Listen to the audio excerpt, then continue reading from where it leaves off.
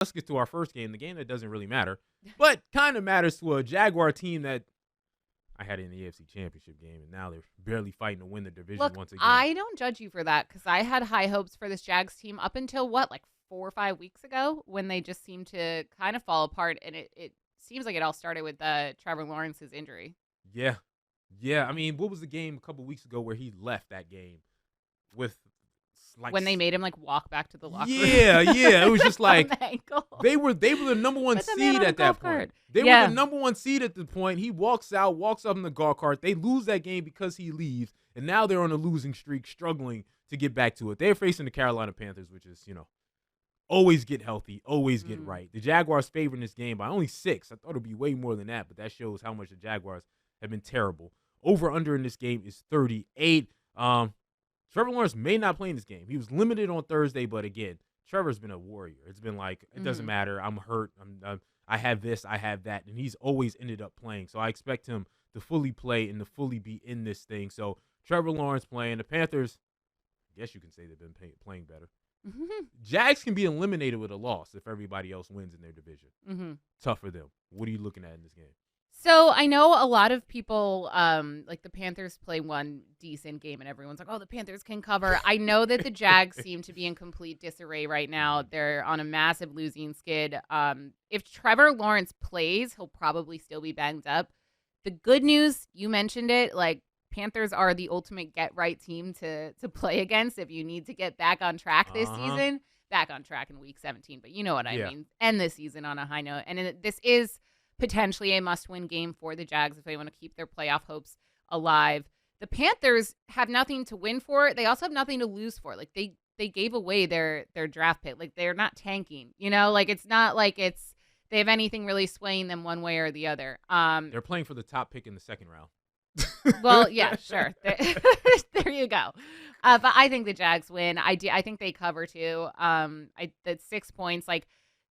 I think that Doug Peterson is too good of a coach, and the players have too much pride to lose 5. It would be 5 in a row for the Jags to a bad team in the Panthers, and when they have playoff hopes on the line. So I like the Jags -6, regardless of if Trevor Lawrence plays or not. Yeah, me too. I'm gonna go with Trevor Lawrence when they put that up of him having a good day. I'm gonna go with Travis Etienne, 60.5. Well, Barrett's not here, and you're just like, boom. I got him. I'm taking Barrett's weekly pick. Yeah. I got you, B. Brooks. I got you. Even though he abandoned him at one point during the season, he did. But I got you. Yeah, I'm gonna have him going over 50. I'm gonna take away the 60.5. I'm just gonna do alternative 50. I'm gonna have Calvin Ridley at the same time going alternative over 50. And having that being a good day for the Jacksonville Jaguars and having a win. It's interesting because, like you said, if they lose, they can be done because, with all the scenarios that can happen. But right now, they have the tiebreakers with the Indianapolis Colts and the Houston Texans. All 3 of those teams are 8-7. Who would have thought? Who would have thought? Rookie C.J. Stroud, Gardner Minshew, on the same level as the Jacksonville Jaguars right now. Yeah, not what I would have expected, but this whole season just seems to be tipsy. I don't know what's going on. Week by week, anything can happen. I think I was talking to someone and they were like, you know what, knowing how this season's going, the Panthers will win, and it just makes no sense. A lot of these games, just the outcomes, how nothing makes sense week to week. So anything can happen. I just think the Jags are going to win this one. They better. All right, because I'm gonna put a little cheddar, put a little money on them. They better win because I feel like that's been my luck.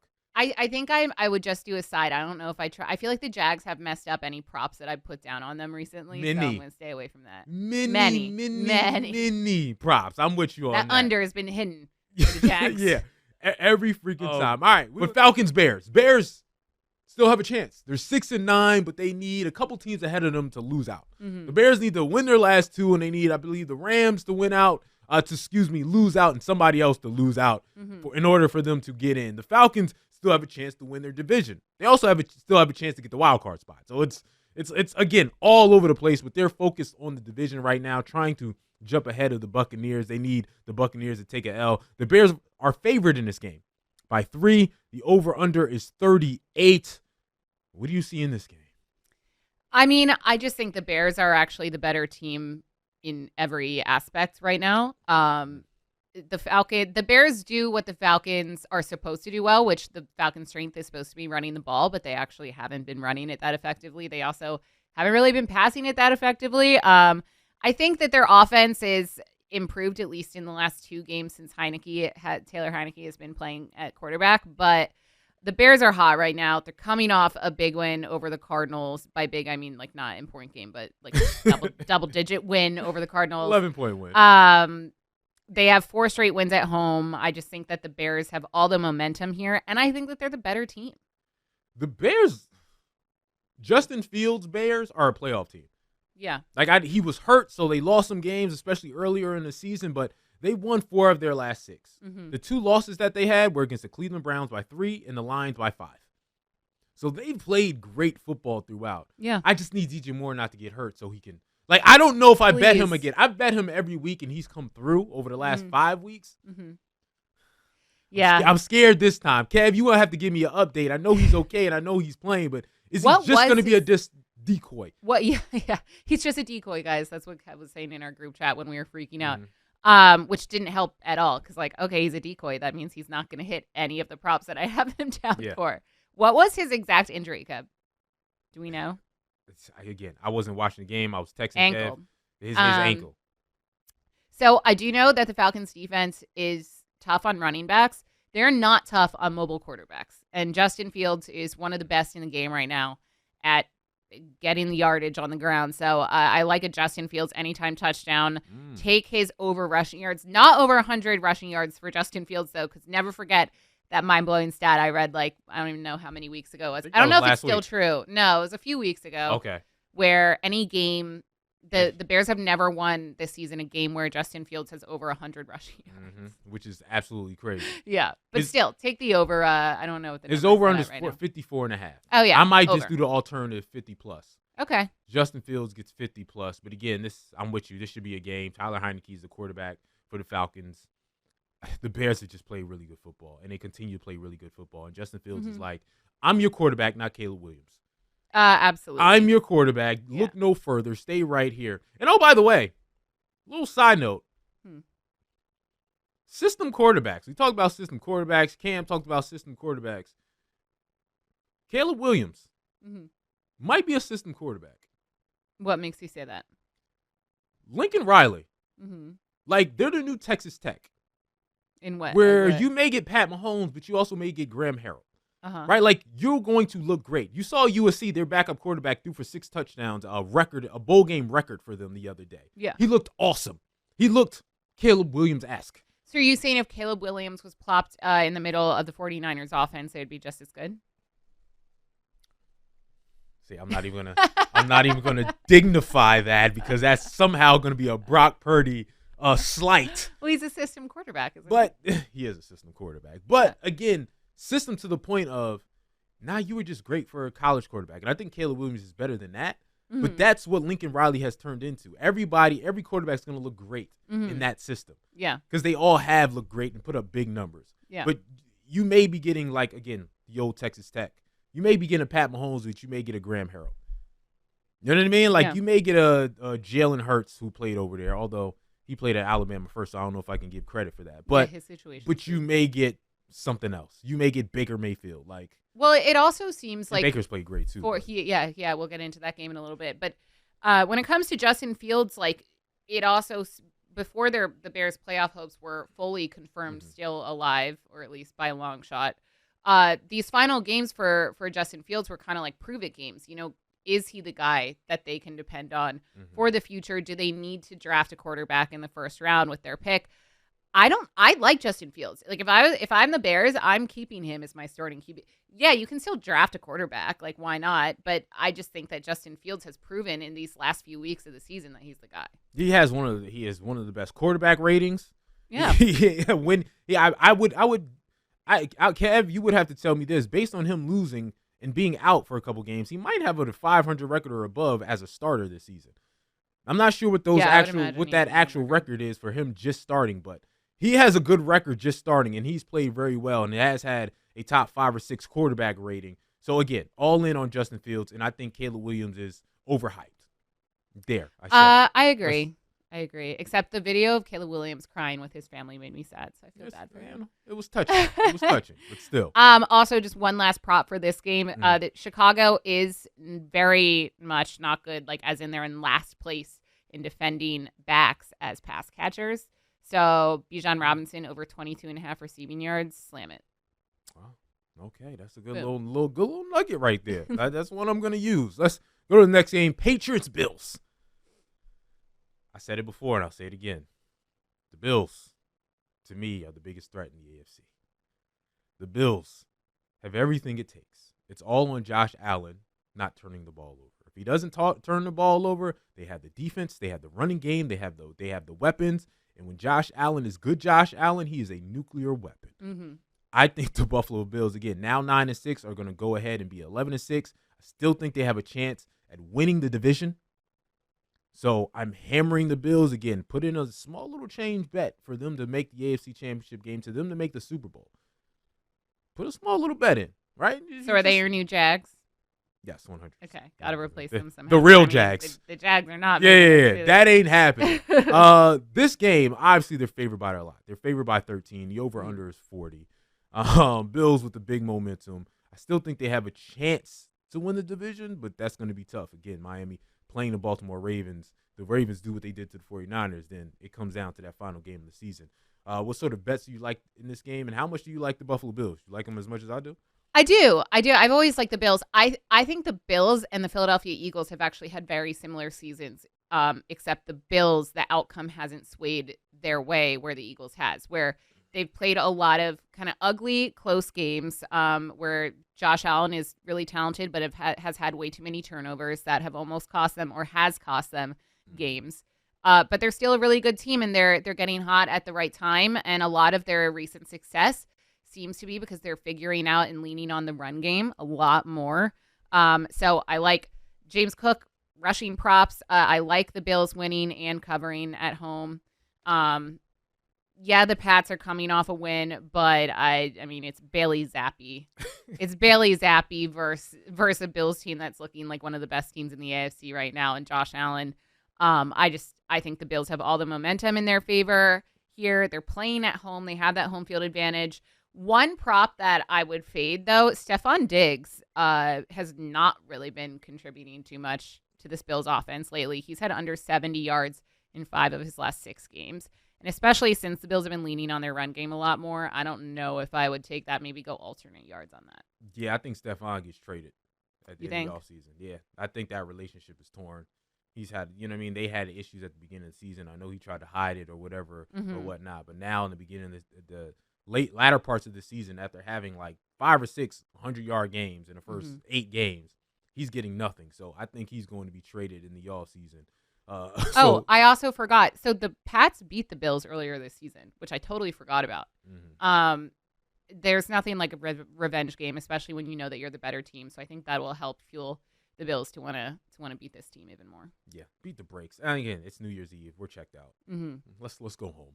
They're checked out. So I'm gonna go Josh Allen. Josh Allen, much like Jalen Hurts, is a good bet for an anytime touchdown. Alton is able to run it in, so I would think about putting anytime touchdown. But I also, James Cook, would you put him in your anytime touchdown parlay this week? Yes, I would.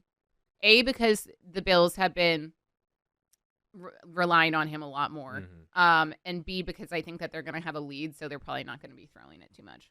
And they're not going to put Josh Allen in harm's way and have him run it in. Yeah. So that's, again, I'm with you. I think James I'm going to write that down, actually. You're welcome. Look at that. You know what I mean? You're because you always texting us like, look at this dub. And I'm like, why didn't I take it? Why didn't I do it? I had another one hit, not the one I gave out on the show, because thanks, DJ Moore. I also think that did Christian McCaffrey not get one either? Christian got one last week. He did? Okay, then it was just DJ Moore. I'm one hit. I need to go back and look at who exactly it was. I don't want to rub it in your faces, though. Thanks. All right, thanks. Let's move on to the next game. Another game with playoff implications. Raiders-Colts. Raiders looking like a real team. They can still win their division. Yeah, still win the division. Still get into the playoffs. The Colts, Shane Steichen trying to hold on to a final playoff spot in this one. Again, Colts favoring this game 3.5. The over-under is 43.5. I'm sorry to interrupt you, but it looks like our third host, Barrett Brooks, has entered the building. Barrett Brooks. He's shaking his head. Just walks in. For those who don't know, all right, we'll get to the Raiders Colts game in a minute. Just walks in and sits down. We said the spirit of Barrett Brooks is here. He just sat down very gingerly. All right, he looks tired. He looks exhausted. He looks like he wants no parts. Barry, I'm not gonna lie. I was walking down the steps and my ribs were killing me. It's like my upper ribs, right? I feel like I felt after playing Dallas, and I'm going against Charles Haley. You know what I mean? That's how I'm feeling right now. What happened? I fell 51 inches. I was 51 inches high in the back of a Penske truck I had to rent because I just got. Which is on a golf cart. Well, no, the golf cart. I was getting the golf cart out the back of the Penske rental truck. Okay. Oh, I see. Okay. So I'm pulling it out. As I'm pulling it out, I cut some relief places because I got it shipped, and it was 1,300 pounds. So I cut the metal parts out. So I'm trying to pull and pull. I'm pulling. I felt myself go back. So I grabbed the metal, and it ripped the rest of the way off. And I was falling in slow motion. As I fell back, I held myself there for a second, and then gravity just took over. And I landed flat on my back. Pow! And I thought I was cool. I got up, shook it off, because I had some young boys with me. I didn't want to think they could get me. I didn't want to seem like I was vulnerable then. And then I got up, everything's cool. So I was like, man, I'm cool. Then I finished taking it off. And as I'm taking it off, I start feeling this tightness and breathing and like, what is going on now? I immediately went to the urgent care. Now, all this happened. This was today?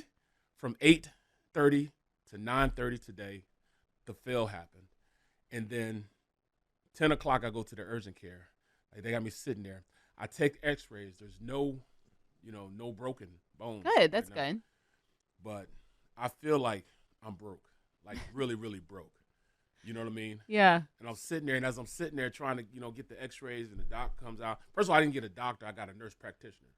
Love that. Of course. And she just said, oh, yeah, take some ice and ibuprofen. You'll be good. I'm like, don't you love that after waiting for so long? It's always like, you're fine. Oh, I said, but, I got somewhere to go. Can somebody come talk to me? I got something to do. Can somebody come talk to me? Well, I'm glad that you're okay. I'm not okay. Did you ever get it off the truck? Yes. Okay. Yes. What were you doing? What were you trying to do? Yeah, we were trying to figure out why you were golfing. I thought you were golfing. No, I have a golf cart. I tell you, I bought a new house. Yeah. I got some acreage now. I got 4 acres. Mm-hmm. And I got the golf cart, to pick up packages and stuff like that. I can drive to the Wawa and all that type of stuff. So let me get this straight. You dealt with Ray Lewis. You dealt with Tony Siragusa. You dealt with, who else was in those for? Terrell Suggs. All of them. Terrell Suggs, McCrary, you name it. I went up. And you let a golf cart take you out. You used to dealing. You used to dealing with tough guys, 350 killers. And you let a golf cart pancake you? You got pancaked by a golf cart, dog. Bro, I told you I was walking down the steps and I was hurt. Now you got me pancaked by a golf cart. You got me laughing like Ray Lewis couldn't do it. Oh. Your golf cart could do it. At your home, at your crib. You getting old, dog. I feel like I'm old now. You getting old, dog. You getting old. We haven't got to San Fran yet. All right. No. Let's go ahead and take a break, man. You see what I'm saying? Or the Eagles. Here he goes. Injury can't stop him from taking shots at me right now. No, I'm not taking these shots because we've been shot up enough. Okay. All right. Listen, again, you need some. The coach would gave you some shots to get you back in the game. No question. You back in the game right now. Listen, when we get back, we'll continue making fun of Barrett, but also finish our Raiders Colts talk as long as going on with the other games of importance: Rams, Giants, Saints, Buccaneers, and the 49ers. They still have a chance to actually win the division, which is crazy, but they need the Kansas City Chiefs to lose out and the Raiders win out in order to do so. The Colts. That's not too far-fetched. It's not, but again, I can't see KC losing now. But again, it can happen. Antonio Pierce has done a phenomenal job with that squad. Job, right? with Aiden O'Connell, a rookie quarterback, at the helm. And the Colts, again, a fighting team. They look pretty good. They're a competitive team. They're 8-7, so they also have a great shot at making the playoffs. Dev, I'll start with you. What are you looking at in that game? So I like the Colts winning this one. I think what the Raiders have done since they fired their head coach has been really impressive. And I do think that, they still have a shot and they have a lot of motivation. So there's that factor in it, but so do the Colts. I like the Colts covering the 3.5 points because they're playing at home and their defense plays really, really well at home, and the Raiders' offense plays really, really poorly when they're on the road. They're only averaging 14.7 points per game on the road. So I just think that this Colts defense, it's not great overall, but it's been pretty solid, especially in the past game. I think that they can contain the Raiders' offense, and they're likely going to have Michael Pittman back. The Colts are on offense, and that's massive. So they'll have an added weapon on offense, and I think their defense is going to hold the Raiders down. So Indy -3.5. Yeah, and again, Indy, that's 3.5. Also, they can win the division also. They're tied with the Jacksonville Jaguars and the Houston Texans, so they're playing for a lot. But even if they don't win the division, they currently hold the 7th spot in the wild card spot. So a lot to play for in this game. Absolutely. I'm going all props Colts. Michael Pittman, I think he is going to play. That was a vicious hit, man. But, he'll be back. 75.5. That's a lot of receiving yards, but he is their offense. Jonathan Taylor, 75 yards or more. Once again, he's the primary in that offense. I'm going with 75.5 yards rushing. But still got to go with Devontae Adams, 66.5. To me, that's like a slam dunk. He's going to have that probably in the third quarter. Yeah, so I like that prop for them going forward. So I'm going with the points with the Colts. They'll win. But, I got to take my hat off to this Raiders team. He's got them going. Antonio Pierce got him going. Yeah, I think I'm gonna go with the Raiders in this one. I think I'm gonna go with Devontae. Devontae having over 75 yards. They played well. Again, the last couple of games they were able to beat the Chiefs, and I know the Chiefs ain't world beaters anymore, but they beat the Chiefs. They put up 63 on the Chargers. This team is motivated. They're clicking, and once again, they have a chance to really make a move and make a playoff spot. So I like the juju that the Raiders have right now. I like the vibes. I like the swag. I like to see Max Crosby after the game smoking and dancing. And he was getting the hip hop. He was getting it though. You know what I mean? Max Crosby down for the culture. So again, that maybe that's why I'm rooting for the Raiders right now. But I like the Raiders. So let's go to the next ones. Rams Giants. Rams. I think it's gonna be a blowout.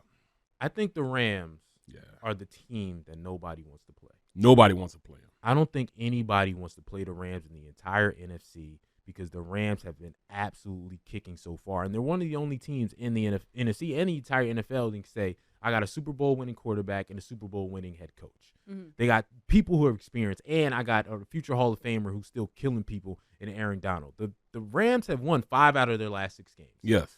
The only game they lost to was the Ravens, and that was just by 6, and they were up late in that game also. By the way, the other team that's considered one of the best in the entire league, the 49ers, they only lost to them by 7 points earlier in this season. Right. The Rams are balling. Oh, by the way, they play them next week, right? Yeah, and they play them next weekend. And oh, by the way, they beat the Cleveland Browns 36-19 in that streak. Yeah. So they have great wins. They played everyone great. They have Super Bowl pedigree. The Rams are the one team that I go, again, I don't think they'll make the Super Bowl, but they can get a win or two. They can beat, to me, anybody. They can beat the Niners if they're hot. They can beat the Eagles. They can beat the Lions. They can beat the Cowboys. The Rams are the team for me to watch out for in the playoffs that can snag a couple. Devin, what are you thinking about the Rams, and what do you think about in this game against the Giants? Well, Barrett kind of just said my minimal thoughts on this one. I think the Rams are going to win in a blowout, so easily cover the -5.5. We were joking about Cooper Kupp props earlier in the show, and I'm too afraid to go for those. You got to go from this game though. This game you got. You think? Yeah. But what if the Rams are up by so much they're not going to throw it? Well, Tyron Williams, 94.5 yards rushing. That's huge. Yeah, that's true. He's played really well. He's running really well. Yes, he has. So I would go with 68.5, and I would also go with Puka Nacua, 70.5. You got a veteran quarterback. Anytime you got a veteran quarterback like that, he's gonna get the ball to who he needs to get to. He knows and understands what it is to get in this Super Bowl run, and that's why they are being most effective now. They didn't peak early like Dallas did. I think Dallas peaked too early. This team is starting to go just almost like the Eagles, going in the direction they need to go. They're going up. So I'm going all in with the 5. What is it, 5.5, or 5? 5.5. Yeah, 5.5. I'm going 5.5. I'm going with the Rams. They're going to score points. Saquon Barkley's still going to get his 64.5 yards rushing, and I will go with anytime touchdown with Saquon also. I can see that happening. I'm scared for Cooper Kupp. So I'm going to go Puka, and I'm going to ignore Cooper. Although I feel like this is the game. It's either one or the other that gets off. But I feel good about the bet because both of you are scared of it. You're not going to go with it, so I'm going to go with it. It's going to hit. Then we're going to get a text message. That's what's going to happen. I think the Giants are actually kind of dangerous. Dangerous to the Rams and the Eagles in the last 2 games of the year. Tyrod Taylor announced he's retiring. Did he? Yeah, he announced he's going to retire at the end of the season. I missed that. Yes, that was, and he did that about a week ago. All right, again, so Tyrod Taylor is going to be done. So he's starting this game. So the Giants are playing for Tyrod Taylor. Yeah, because Tyrod Taylor is so loved. I won a Super Bowl because that Busty said he was retiring after this game, and it just so happened that the Super Bowl was in Detroit. Yeah, so you had to win that game. Yeah, you're we got you had to. Yeah. But the guys are going to play for Tyrod, so I don't think the Giants, like a lot of other bad teams, are just quitting. Right. So I like Tyrod to go over 200 yards in this game. I like Darren Waller to go over 37.5 in this game. Those are 2 props I like for the Giants. I still like the Rams to win by double digits in this game. But I do think the Giants play motivated, and I think the Giants play well against this Ram team. And I'll, again, go with Matt Stafford having 2 touchdowns. I'll go with Puka Nacua with over 70.5 yards. Kyron Williams, 94.5 is a little too much for my blood. Darren Waller, he didn't do anything against the Eagles, but he's gonna be he's gonna have to go out there and play way better than he played against the Eagles. You know, Darren Waller, I can see him having some headway. 37.5. I think that's a little safe bet also. Yeah. Let's go to Saints-Bucks. 2 teams fighting for the division. The Bucks have all the tiebreakers in this division, so the Saints need this. The Bucks, if they win this game, they clinch the division. So that's what's going on with them. The Bucks are favoring this game because they're at home, 2.5. This is going to be a tight game. Barrett, I'll start with you. Who do you think wins this one? What do you like? I'm actually going with the Bucks. At this point, you got a guy in Baker Mayfield's trying to play for his starting role. He wants to be the future quarterback of this Buccaneers team and not just a stopgap. So I think his play is starting to get better and better. Middle of the season, it kind of faded a little bit, but I think he's got that juju back and is playing really, really well, especially since those guys are also playing with him also. Like Chris Godwin, 54.5. Safe bet. He's going to get more than that because he's the guy that makes that offense run. He catches the short to intermediate routes. Mike Evans, 62.5. He'll have over 100 this game just because they're playing for something. They're playing for the division. They're playing to get into the playoffs. They're playing for their quarterback, Baker Mayfield. He needs this game. He needs to be in the playoffs in order to keep him as a starting quarterback, because at this they don't have really a draft pick in the first round that's really going to be able to get those top 2-3 guys early. So they're going to have to play for it and see if Baker's the guy they're going to go into the future with. So I'm going with that. And then, of course, I got to go with, Rashid White, 64.5.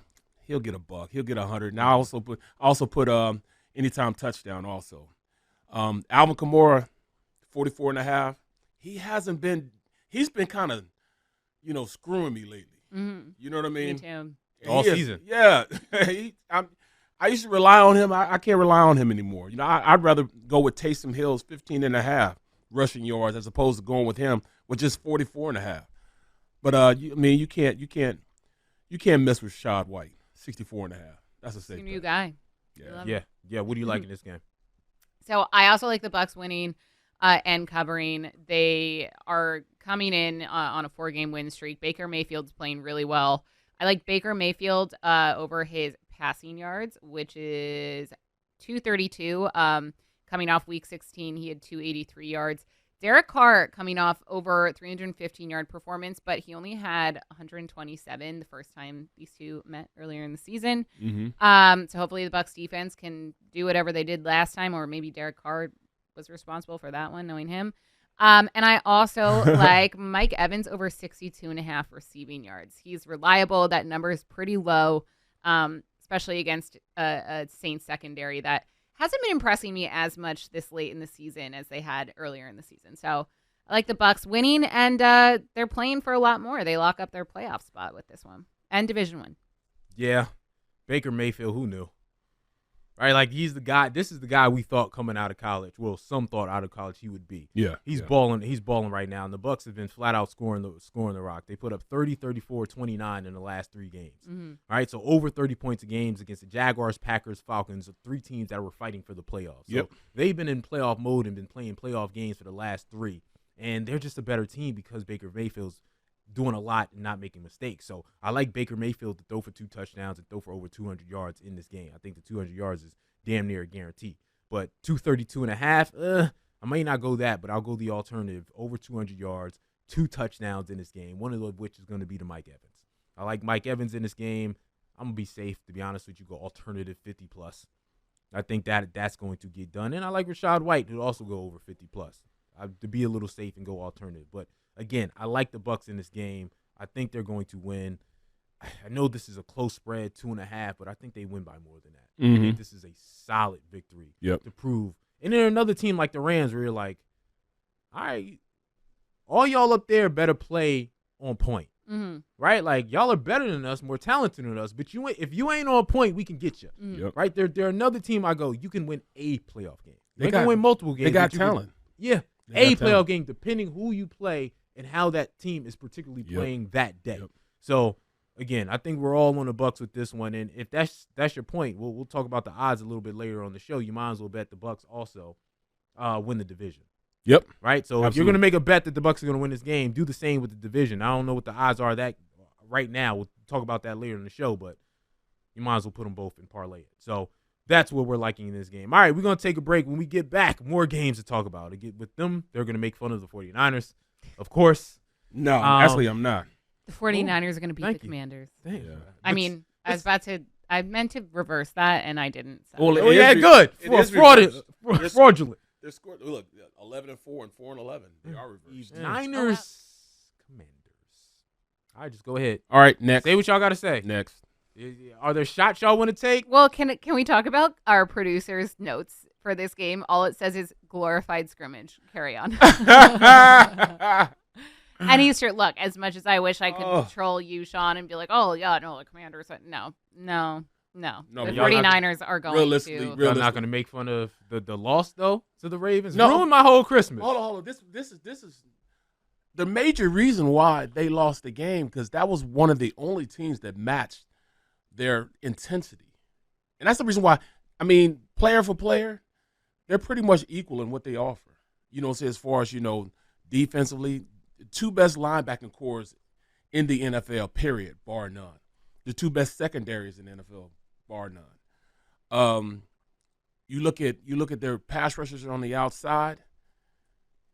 They have a leg up on the Ravens, but the quarterback, better quarterback there, but they got a better running back with the 49ers. So they balance each other out pretty well. But they matched their intensity. In fact, they were overly aggressive against that 49ers team. And that's the only thing that you could do. I used to think that there was only 3 teams I thought that could beat the 49ers. One was the Eagles. They can still beat them. The Ravens, I know that they can beat them. And I used to think that it was either Kansas City or the Bills, but I think the Bills probably the only team in the AFC that can beat them. The Bills. You know what, for me, what I realized during that game, and I sort of knew it. Like the first quarter, I said, we're in trouble. Why is that? Because Brock Purdy I'm still a Brock Purdy guy, right? Yeah. I still believe in him. I still believe he'll get better. I still believe he'll get better in those type of moments. But Brock Purdy is a guy that doesn't have the Brett Favre gene, doesn't have the Jalen Hurts gene, doesn't have the winning at the end. I made these mistakes and I flush them out. It doesn't matter. Okay. He doesn't know how Well, to it's why his stats, when you look at them when he has to play from behind or is in like tense situations or a tight game, he doesn't usually perform well. He performs when they're in a blowout. But I don't even believe it's that. I believe is if he's playing well, he's going to continue to play well. Whether it's from behind, whether it's a tough team, whether it's a bad team, he's going to continue to play well. He doesn't have I don't have my A game today. but I can still get it done. Because everything he does is based on timing. Like, everybody talks about things being wide open for him. Not really. When he releases the ball, because he doesn't have the strong arm, he has to release it before guys are open. He has to release it before they come out of their breaks. Before guys come out of their breaks, right? Yep. And so he's incredibly credible when it comes to timing and getting it out when he knows he needs to get it out. When he's not having a great day, when he throws a pick or something doesn't bounce his way, all of a sudden he's hesitating. All of a sudden, I need to see it open. All of a sudden, I'm scared to just let it loose when I'm supposed to let it loose because of the mistakes that happened in the past, and then that's a trickle-down effect. You saw the coach say that. The coach said it on the field. He's like, look, man, you got to let it go. You got to go. You got to let it go. And he just doesn't know how to continue to get that out of mind and do it. So I'm not worried about if he's behind, right? I think he can win in a shootout when he's behind because that means he was playing well all day. Right. But if he makes a couple of mistakes and he's not playing well, he doesn't know how to say, keep ripping it, keep ripping it, keep ripping it. So you know in the first quarter whether or not the 49ers are going to put up 30 or they're going to be bad based on whether or not Brock Purdy is on it. And granted, it's not a lot of days so far that he's been off, right, this season. But when he's off, he doesn't know to be like Jalen Hurts would be like, I had a bad game all day. I'm still going to throw it 40 yards deep. I'm still going to fit it. still going to fit it in a tight situation. Right. Which you may not like sometimes, but that mentality makes sure that he's still going to take the risk and make the big play. Brock Purdy doesn't have that. So that's the problem. So for me, from here on out, it's going to be first quarter, I'm going to look at the Niners every game. Okay, they win it. And they're going to win easily. But if he's he doesn't have his A game. His A game goes quickly to a D game. Well, see that. So, but with me, no, go ahead. Well, I'm gonna say with me, when it comes to props like that, and specifically looking at that last game, and he has a stinger. He had a stinger, and saying he left the game. Well, with that, to me, it just goes back to George Kittle being the guy he's gonna rely on the most, underneath, in the middle of the field, so I think George Kittle, 50.5, I think that's easy. Anytime touchdown, Christian McCaffrey, easy. 84.5, Christian McCaffrey rushing, easy. I think that's easy. Deebo Samuels, it'll be easy for him to get 57.5 yards receiving. But Brandon Ayuk, I wouldn't touch it because that means he has to throw guys open then, and he's one of those guys you got to throw open. I wouldn't touch him. But, I mean, I truly believe, Deebo Samuels, 11.5 yards rushing, easy, because he's not going to be relied on to do that, pushing the ball down the field. So I'm going to go with, the intermediate stuff. So that's why George Kittle and his 50.5.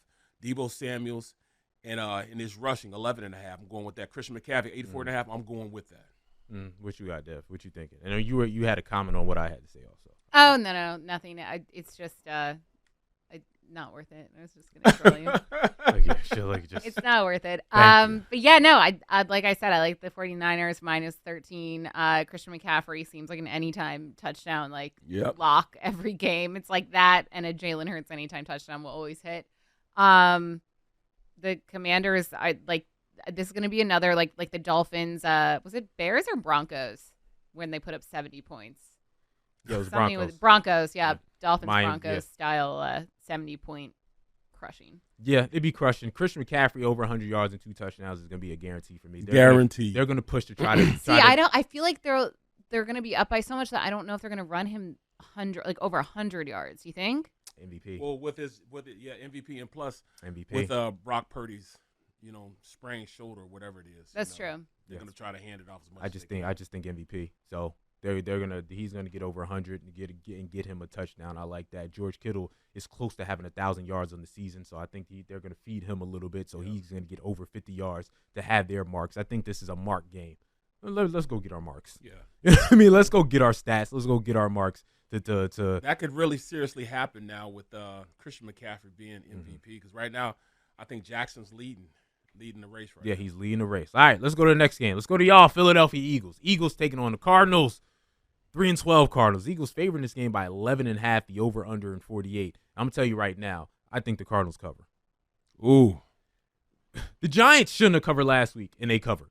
Right. Well, right. The Eagles defense likes to allow you to cuddle. That wasn't Eagles defense though. why they covered. The Eagles' Why not? offense gave up Spotted 2 them. touchdowns Well, because of special the dumbest teams. mistake. Well, special teams and then offense. Yeah, special teams and offense. Well, Because of just dumb mistakes. Right. And the Eagles have consistently done that. It's consistently allowed people to cover. Consistently had dumb throughout the mistakes. entire Which is why the season, team is you so cover. frustrated. Yes. Yes. So that's why I'm like, they're going to cover, whether it's a stupid mistake, whether it's a bomb offensively by Tyrod Taylor on a big touchdown.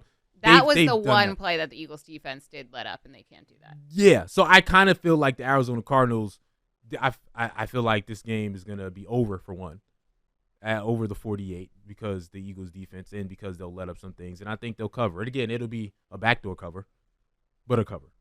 What do you think, Dev? For once, I think that the Eagles are going to win, and they're going to cover the spread. They're going to, all season, we're like, this is the week. This is the get-right week. The Cardinals are not a good team. They're 3-12. Their defense is terrible. Their pass defense ranks in the bottom of the league in rating allowed to quarterbacks, completion percentage for receivers, almost last against the run. This is a get-right game for the Eagles. They need a convincing win. DeAndre Swift can break 1,000 yards this game. I think he's going to do that. I think the Eagles are going to run all over the Cardinals because I don't even know if they're going to have to throw it that much to get the win. I think the Eagles win by 14. And, yeah. Okay. Sorry, You I'm with picking that. over? You think I'm with DeAndre that. Swift's going to – the 100-yard game, are we saying? Yes. Yeah. Okay. Because they're aware of that he's close to reaching 1,000, and they want to get him that. Like, Nick Sirianni will want to get him that. You see, they did the same thing with Devontae last year Yeah. and the year before. Get him over 1,000. Also, I see James Conner, 54.5. You know, that this Eagles team has a problem right now stopping the run. So 54.5, that's a safe bet. But it'll probably be right at 55 yards rushing for the game. And then they'll come back to their senses. I also go with Trey McBride, one of my tight ends, 66.5. That's become Kyler Murray's favorite target, So Yeah, and the Eagles are bad against tight ends. bad, So I would go with that. Then Dallas Goedert, 44.5, safe bet. They're going to use him a lot more. You know what? I'd stay away from A.J. Brown right now. Yeah. With 82.5. I don't know what's going on. You know what? I do know. And as a player, I don't see anything different about him being a receiver and acting this way. Because to me, that's how they act. Mm-hmm. That's how I've always seen receivers act. Even my guy, Irvin Fryer, acts that way. You know what I'm saying? They always want the ball. And if he didn't want the ball, I think it's a problem with him. So you think it's because he's not getting the ball as much as he wants? Or he just wants to win, and he wants the ball. He believes he's a factor in them winning. Mm-hmm. So I'm not trying to hear none of the other stuff. It's all about him getting the ball and him winning the game for them. He wants to show you guys that I can win this game for you. Mm-hmm. I can't be mad at that. That's just what happens. And everybody that's playing with him knows the same thing. Mm-hmm. Swift, that offensive line is going to make sure that he gets over 100 yards this game, that he gets 1,000 yards. They're going to make sure of that. So they're going to call plays in which they're going to make that happen. After that, man, I don't even know if I'll go with Devontae, 56.5. I don't even know I don't think, neither one of the receivers right now is a safe bet for me. But Trey McBride, Dallas Goedert, both tight ends is a safe bet. Well, on Dallas Goedert, Arizona's secondary gave up 107 yards to tight end Cole Kmet last week against the Bears. Right. And Dallas Goedert's coming off a 71-yard game. So, yeah, he could Yes, they figure out, we got a tight end. Oh, yeah, he's pretty good too. Right. Let's get with that. Yeah. Again, I like this game to be something like 30-20. I think it's going to be a slightly over game. I think there's going to be some more points. I think the Arizona Cardinals are going to be able to move the ball a little bit, but not finish too many times. And the Eagles get a win where it's just like, all right, it was 30-17, backdoor field goal type of situation. So that's my guess on this game, and I'm with you with DeAndre Swift plus 50 is one of the big ones. Let's go to only thing though. Remember that defense feel like they got slighted by their head coach. They got slighted. And they're going to be real mad. They should which be. Defense? Which defense? The Eagles offense. Defense. Oh yeah. Offense. Let's switch up and get through this one real quick. Titans Texans. 5-10 Titans. 8-7 Texans. Texans favored in this game by 4. C.J. Stroud should be back in this game. Over under 44. Dad, let's move through this. What do you think? I like the Texans here. I think that they're playing for more. They're sitting at 8-7. Getting C.J. Stroud back is going to be massive. Like if they get Stroud back for this game, is that a definite? Do we know? I believe so. He wasn't listing the props last time I looked. Then yeah, they easily cover that 4-point spread. I think they win by like 10 if C.J. Stroud is back. I think they're the better team. I also feel like these two teams. I was shocked to see them playing again because I could have sworn I've seen these two teams. Mm-hmm. Yeah, maybe it's because it's recent. I'm like, I feel like they've played like 3 times already this season. 19-16, the Texans won 2 weeks ago. And it went to overtime, didn't it? I don't know if it went to overtime. I think it did. Yes, it did go to overtime. It did go to overtime, yeah. So it was a close one, but I just think that the Texans, when they get there, and because they're going to get their quarterback back, they're going to be reinvigorated. Yeah, he cleared concussion protocol, so and they still have a lot more to play for than the Titans do right now. Right. What do you think, Barrett? I'm gonna go with the Titans too. I'm going with the points. Texans. I'm sorry, Texans. I'm gonna go with the Texans. I think they're gonna, go ahead and I'm gonna go with the points also. As far as props, I'm trying to think of something, and I was gonna go with D-Hop going against his old team again, but I just don't trust anything. He's really hot and cold. Yeah, and you barely know what who's he going to be throwing to, and I really want to go with him, but I'm not. As far as rushing props, that's rough for me too, man. Derrick Henry is just so hot and cold, so I can't even go with that. So, I would go with the under 57.5. I would go with the under with Derrick Henry. Ooh, yeah, I'm with y'all. I got the Texans in this game. Again, C.J. Stroud is going to be playing. He cleared concussion protocol. He's up right now. DeAndre Hopkins, I think he's, they're going to feed him the rock. And because C.J. Stroud is back, he's going to be back to be able to get him the ball. So I'm going to go with him with 50+ in this game. I'm going to go with Devin. I'm going to go with Devin Singletary, 50+ too. Okay. Dalton Schultz, again, is always a good one. But, again, I think the Texans need this game. They can still win their division also, as well as make a playoff spot, even if they don't win their division. So I like that in this game. Listen, we'll take another break in this one and continue. We got Steelers, Seahawks, Chargers, Broncos, and Bengals, Chiefs coming up next. This is why they put in the 7th seed. So there's more meaningful games late. It's Seahawks, Steelers. Seahawks favored in this game by 3.5. Seahawks won their last 2 games, 2017. Both games won by 2017. They're clicking. They're starting to go. They're trying to make the playoffs with Geno Smith back in the lineup. The Steelers trying to do the same thing. They're trying to make the playoffs. They're on the edge. They're very close. The Steelers are currently 9th, so they don't have many tiebreakers, so they need to win the rest of their games if they want to get in. Yeah, Mason Rudolph starting, man. Mason Rudolph. And they like him. Barrett, they like him. What you think of this game? I mean, man, these both of these teams just aren't really, I think, in the hunt. I think they're just outliers right now. But Mason in the Rudolph, hunt for what? You don't think they're in the hunt for playoffs? Yeah. I mean, not actually. But, I mean, the Steelers team is kind of jumping on the bandwagon with Mason Rudolph. They're kind of believing in it a little bit. Mm-hmm. But, of course, you got to go with the two-headed monster of their running game with Jaylen Warren and Najee Harris. Najee Harris, 54.5. Jaylen Warren, 36.5. Both safe bets. Both of them eclipsed that yardage. I'm looking, Jaylen probably have a little over 50, and Najee probably have close to the 100-yard mark as far as rushing. But it's just hard for me to go with him, man. I got to go with the quarterback, the experienced quarterback, and going to 2 great wide receivers. That's, DK Metcalf, 63.5 receiving, Tyler Lockett, 55.5 receiving yards. I think it's a safe bet. They've got their guy back. So, yeah, I'm going with Geno throwing to those guys and making things happen. Other than that, man, I'm even cautious with going with Noah Fant, tight end. I love my tight ends. And him and Pat Freiermuth, 22.5. Why their yardage so small? Because I think they're really going to be trying to score a lot, and they're going to be going deep down the hill, down the field. George Pickens, 49.5. I think he's gotten better. I would go with him also in receiving yards. Yeah, I mean, both these teams have been inconsistently good at times this season. Also, thank you for noting the 2017 score for the Seahawks. I thought I tweeted that, and like no one else thought that it was interesting that they won back-to-back 20-17 comeback games. I think that they can win 20-17 again. Like, I think that it's going to be a close one. 3 in a row? Put the bet in for that. That'd actually be crazy, but pretty plausible. Like, I don't think it's going to be a super high-scoring game, but I do think the Seahawks are going to win. I could see the Steelers covering, though, by like half a point, because the Seahawks have home field advantage. We know that that is a real thing out in Seattle. Steelers traveling cross-country, not an easy trip.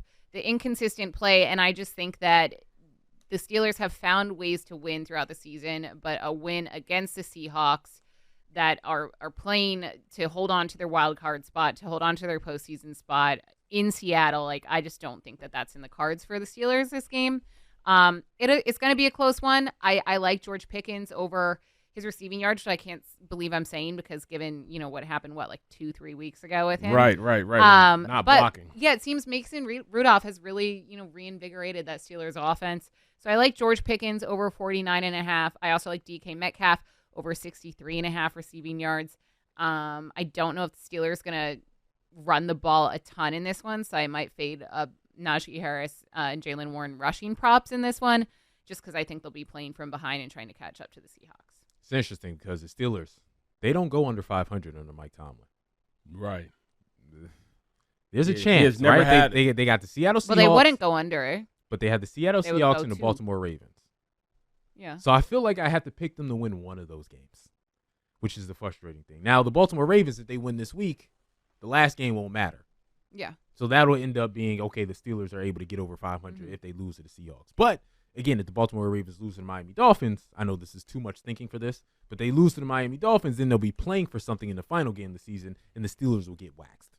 So now I'm like, what do I do? I got to pick them to win one of these games because they can't possibly go under 500, right? But with that said, I'm picking the Seattle Seahawks with you guys. You know what I mean? I can't bring myself. I'll worry about that prediction next week.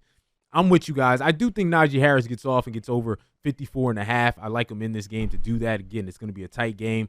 But to me, Seattle has too many weapons not to overcome a team that's led by Mason Rudolph. Only thing defensively they're good, though, So, I mean. I know. But, again, it's Mason Rudolph. Yeah. I think I don't think they're going to be able to run the ball a lot against that Steelers defense with T.J. Watt and the fellas, but I do think, again, they're not going to be able to deal with DK Metcalf. I think he gets his 63.5, and I can see Tyler Lockett getting over 50 in this game. So, again, I'm with y'all and going with Seattle in this game, but, again, that little nugget when it comes to the Steelers is curious to me. Let's go to the next game, and there's a lot to talk about. Chargers-Broncos. Broncos have a chance to make the playoffs. I can't tell. And they bench Russell Wilson. Yes. Now, it's clear why they bench Russell Wilson because they're going to owe him a certain amount of money. Yep. And they don't want him to get that many starts. They don't want him to get the last 2 starts so they can save, I think they can save $30 million or something like that. Now, releasing him in the offseason is still going to be a lot of dead cap money. It's still going to be a lot of money that they're going to owe. What is this? Was that $85 million? Something like that if they release him? Which is crazy. But, again, we talked about the Eagles did it. Sean Payton yelling at Russell Wilson. Right. The friction that caused. So we already know what was going to happen. So Russell took his office from him. Remember we had an office. Took his office from him at the beginning of the year. But it's crazy to me. You're benching a quarterback who's, I think, 27 touchdowns, 8 interceptions. And your team, he's a future Hall of Famer. Your team has a chance to make the playoffs, and you bench him now. Now, I get you do it because of the financial purposes. But usually you don't do that to a quarterback when you have a chance to make the playoffs, no matter what the financial purposes are. No respect.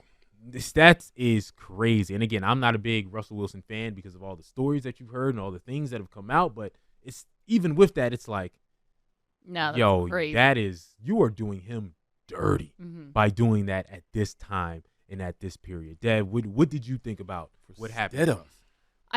Just confusion because, like, once I've learned about, the payment, like the financial implications and how, he had a physical and all that, I don't want to say it makes sense, like, because it's like logical, I guess, but literally purely logical. Like there's no, if you have a chance to make the playoffs and your team seems to be getting hot at the right moment, why would you do that? really just fuels my hatred for Sean Payton, who I didn't like as a Saints head coach, and I definitely don't like him now.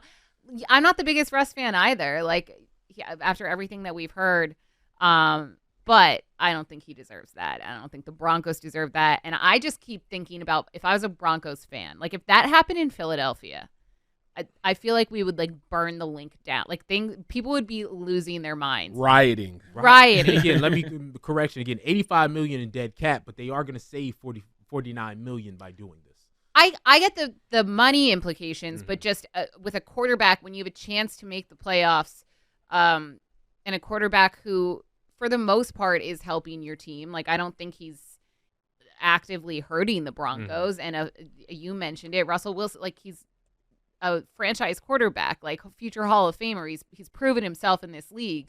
So to bench him for someone for a backup, like it's just it doesn't make any sense to me. This game makes no sense to me. Period. In fact, I'm not going to bet on this game. Yeah.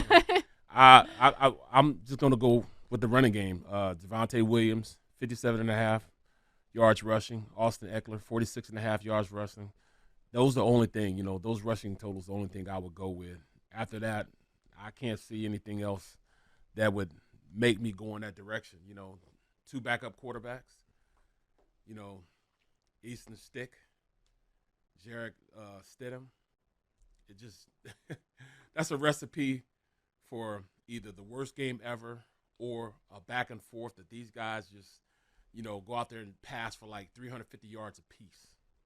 You know what I mean? Just because the defense is going to be sitting like, oh, we can take this week off. Two backup quarterbacks. Hey, guess what? I'm going Jarrett Stidham, 200, over 200, 205, and 2 touchdowns. Wow. And 2 touchdowns? And 2 touchdowns. Throwing to who? It doesn't matter. It doesn't matter. Backup quarterbacks have been great for a game or two. This is the year to backup quarterbacks. It's been the year of play great 2 games, play great a game, and then fall off. Yeah. And I have a theory on you'll see whether or not Russ was liked or not liked in the locker room. Yes. Okay. If they come out on fire, it's clear. Like, they didn't like Russell Wilson. They're glad he's out of here, so now they're playing. If they come out terrible, then it was like, what is our organization doing? Right. I'm out of here. Right. Yep. So that's the two polar opposite of things that can possibly happen. But I can see it being like, we ain't like Russ anyway, so let's go ball for Stidham, a person we like. Yeah, that's true. I mean, I feel like we saw that when Geno Smith took over in Seattle last season. So that's why it's hard for me to like confidently say, oh, the Broncos will win and like back like Stidham going off, because for like it's not like a regular situation where a backup quarterback comes in and has to step up and excels expectations for 2 games and then eventually is like replaced by the third string quarterback. So yeah, you're right. It will be telling to see how these guys feel about Russ, and well, to me, it's if he was. To me, it's not. Why? A tiger never, loses his stripes. And everybody hates him. You think the Broncos hate him? And they hate him too. Well, do you think that was part of the decision? Yes. When your guy, the leader of your team, is not liked, come on now. They just don't like him. He's a great quarterback. He can do all this stuff, but it's, you can't have that type of attitude and think that these guys are going to play for you. They're just not going to do it. That's why I potentially have the Broncos winning this game and Stidham having a big game in it. Let's go to one more game in this segment. Bengals-Chiefs. What's going on? Chiefs favored in this game by 7, but I don't know if they should be favored by that much with how they've played so far. The Bengals, they had Browning playing his butt off for a while, but that all came down to earth. Barrett, I'll start with you. What do you like in this game? Do the Chiefs win this game and rebound? I think that they will. Big Red will get them going, and they're going to do it on the ground. They're going to have to do it on the ground. Because, at this point, Patrick Mahomes can't trust the guys he's throwing to. You know what I mean? The only guy they can throw to is Travis Kelce, and he, at this point, is going to be triple coverage, quadruple coverage. But still, he'll still get his 65.5. Still get that. Just to go with my tight ends again, Noah Gray, 12.5. I'm going to go with it because they're going to go in with 12 personnel. That's 1 running back, 2 tight ends. And he's going to be the guy opposite. So he's going to be open opposite of Kelce. Rasheed Rice, 64.5. I can't even go with it. I can't even, put money on it. I won't do it. But Joe Mixon, 43.5 yards rushing. Safe bet. It's going to be tough because Isaiah Pacheco hasn't cleared concussion protocol yet. He did come back to practice on Friday. He was there, so who knows whether or not he's going to be playing. And if he's playing, what is he going to be? What do you think, Dev? I'm surprised by the line in this one, given the Chiefs' struggles lately. It's funny that we mentioned Jake Browning and the Bengals after we were just talking about, the trend this season that is so real where a backup quarterback comes in, plays great for like 1 or 2 games, and everyone's like, oh, he's the guy, he's a savior, and then falls off. I wonder if that's actually going to happen with Joe Flacco and the Browns. Well, they're 3 games into it now, right? Yeah, they are. They're third game. Yeah. Games. Mm-hmm. I like the Chiefs winning, but I think the Bengals can cover this one. The Chiefs have just been struggling so much on offense, and I don't know the solution for them. It really is shocking, but I also feel like because it's Patrick Mahomes and Andy Reid and the Chiefs have just been so dominant in the last like half a decade, no one's really accepting the fact that like maybe they don't have it this season. I think we're giving them too much of a benefit of the doubt here. Yeah. And I'm sick of watching Patrick Mahomes cry over it, literally cry over it every game. I do think that they'll win, but I think it's going to be closer than a 7-point spread. I'm going with the points though. You're saying Chiefs 7? I think Chiefs they're gonna get 7. They're gonna get 7. That's only because Big Red always figures it out. But see, that's the thing. But that's what I'm saying. I feel like all season everyone's like, oh, it's Andy Reid and Patrick Mahomes. They're elite still. They're gonna figure it out. Like maybe they won't. Maybe they're kind of having a season where it's not their season. This could just be a down year. Right. And it seems like no one's accepting that yet. It's funny to watch Patrick Mahomes because it's like it's hilarious. It's like the privileged kid who always got what he wants. Yeah, he's a brat. Not getting into the college. Yeah. Not getting into the college that he went, oh, yeah, I didn't get in because of, okay, kid. Yeah. Well, welcome to disappointment. Right. It's finally here for you. And that's what Patrick Mahomes has experienced because his entire NFL football career has been on top and everything going right for him. And now it's not. So it's actually hilarious to watch. But it is. I'm going with Patty Mahomes to win this game, the Chiefs to win this game because I think Browning has come down to life, Jake Browning. But Rashee Rice, 64.5, he's been consistent for me in getting because that's been their only. Been your guy, yeah. He's been the only consistent weapon outside of Travis Kelce, and Travis gets double. So Rashee Rice is the guy that Patrick Mahomes believes in, and he's been the only guy that's actually catching the rock. So that's who I'm going with, over 64.5. All right, we're going to take another break. When we get back, we'll have our best bets throughout this and some future bets maybe in regards to who's going to win the Super Bowl, in regards to who's going to make the playoffs, along with talking about the Dolphins-Ravens, maybe the game of the week, and the Packers-Vikings, the Sunday spread presented by BetMGM. Welcome back to the final segment of the Sunday Spread, Week 17 edition. Barrett Brooks, Sean Bell, Devan Kaney rocking with you, presented by BetMGM on the BetQL network. Dolphins-Ravens, probably the game of the week. No question. Which is an interesting one for me, right? Because there's been some trends throughout the last 5 or 6 weeks, Barrett. We talked about this in the first segment of MVPs and what happens when you are the favorite to win the MVP, right? It's changed 5 weeks in a row. It was Pat Mahomes. He took an L. It was Jalen Hurts then. Jalen Hurts. He took an L. Yep. It was Dak Prescott. Took an L.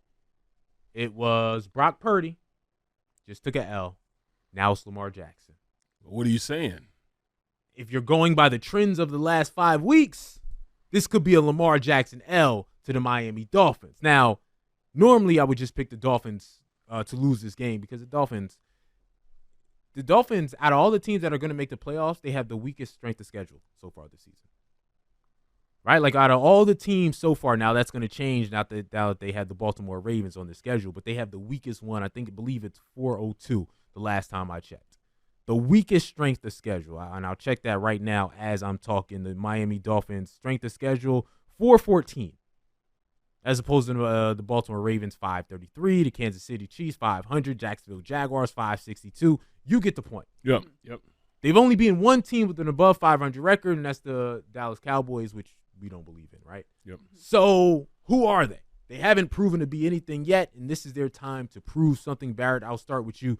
Do they prove something, the Miami Dolphins, or does the trend of the MVP losing continue?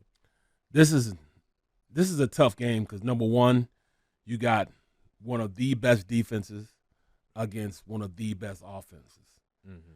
And when you're looking at props, you're usually going from, the offensive side of the ball. But, I mean, I just can't do it, man. I think Jackson, at this point, doesn't fall off. I think he's going to be the MVP.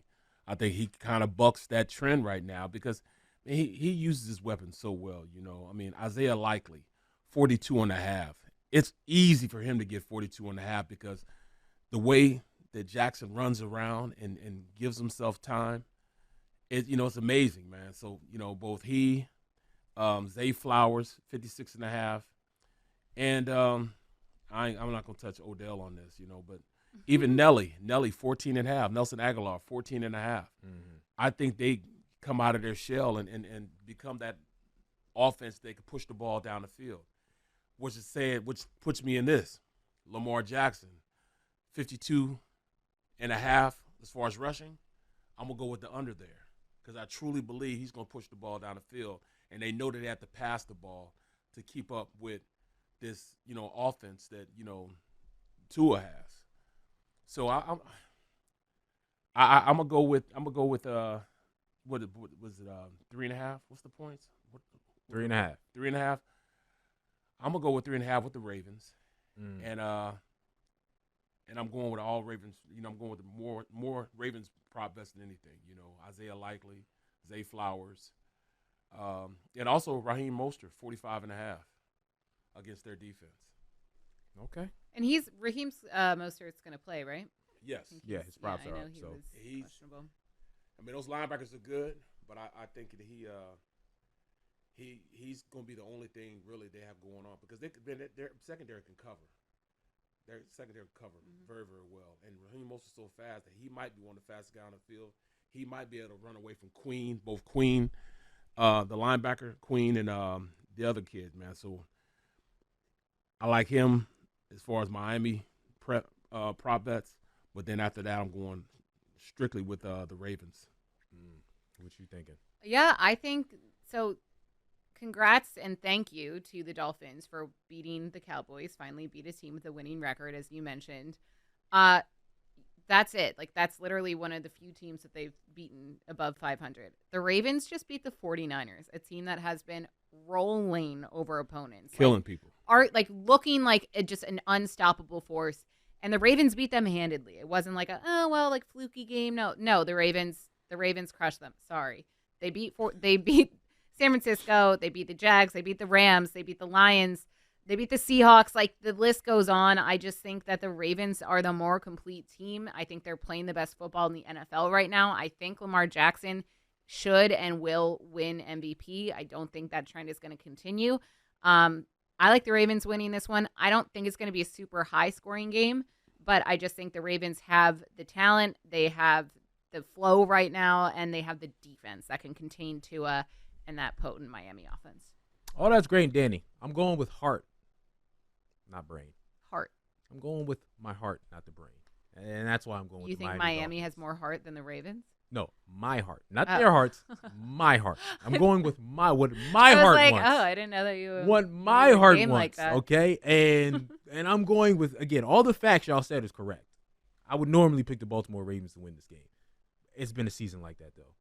Yeah, you play the 49ers, beat the brains off the 49ers, and then you lose to the next team. Like, how many teams has that happened to so far this season? Whether it's the 49ers, the Cowboys, the Miami Dolphins earlier this year, the Philadelphia Eagles. You have this big game, you play great, then you come back and don't follow it up with the game.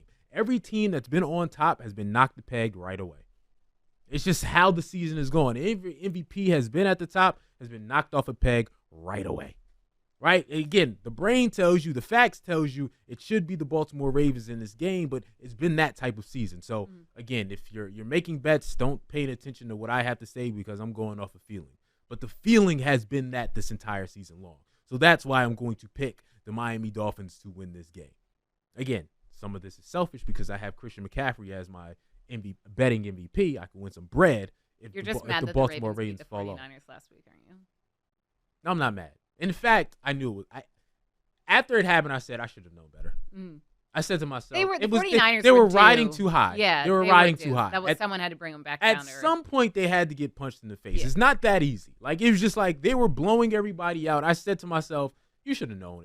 Like, a bad performance from a second-year quarterback was going to come at some point again. It wasn't going to just be all gravy, even if they do end up going on and doing big things. So I said to myself, I should have known better. I should have known this was coming. But yes, I'm going with feeling on this one, and I'm going with the Miami Dolphins. Let's go to another game before we get to our best bets. Packers-Vikings, the final game that we'll do. Again, two teams that still have a slight playoff chance. 7-8, 7-8. The Minnesota Vikings will be starting a rookie QB, Jaren Hall.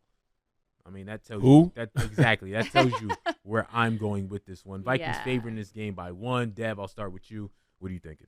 Yeah, Sean, I think I'm going to side with you, assuming that you're going with the Packers winning this one. I know that the Vikings defense gave the Packers trouble earlier this season when these two played, but the Vikings like we just talked about, their offense just doesn't have enough. Even if you have Justin Jefferson, we don't know how Jaren Hall is if he's gonna be able to get the ball to Justin Jefferson as much as a typical Kirk Cousins could. So I think that the Packers just have more offensive firepower here. I like them winning. I think the spread is so small to pick them for a reason. Like I don't think it's going to be by multiple scores, but I could see the Packers winning by like 1 to 3 points. Yeah. Yeah. Yeah. I am going with the Packers.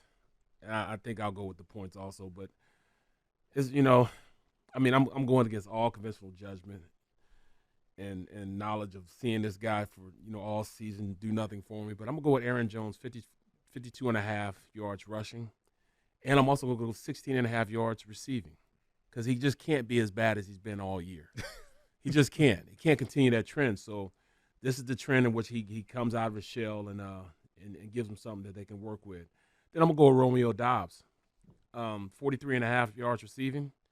I like him, man. I like him. I liked him when he was at Nevada. So I'm going to go Romeo Doubs, and that's it. I mean, I'm not going to touch Justin Jefferson because I don't know who Jaren Hall is. Mm-hmm. And we only got like 3 minutes left, but your quick reaction to Jair Alexander. That's crazy that he went out there and just because he's from I'm at the crib. I guess he didn't know I was from North Carolina, and I said, we want to play defense because he wanted to be out there first. He almost got the call wrong. Well, that's what I'm saying. You can say I want defense, meaning instead of wanting the ball, I want us to be on the defensive side of the ball, and that's your pick. That means they get an extra. They'll get an extra series because you did that. Because you picked. They'll get the ball twice. That's crazy. He did that. What would you do as a player if your teammate did that? Yanked him off the field. Yanked him off the field. That's why he got suspended the game. I bet just and he still didn't think anything was wrong with it. The most random thing to get suspended for too. Like he didn't botch the call, but he went out there as a captain. It's probably your best cornerback, and now you're not going to play in this game when you have a chance to make the playoffs. It's just bizarre situation so far. All right.